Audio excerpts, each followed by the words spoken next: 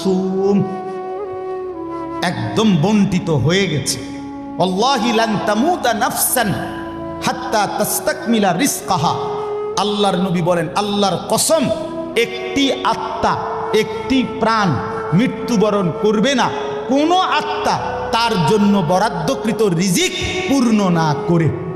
বাতেই লোকমা না খাইয়া আপনার বাফের ক্ষমতাও নাই, আপনি মরে যাবেন। আর যেটা নাই সেটা আপনি খাইতে পারবেন না।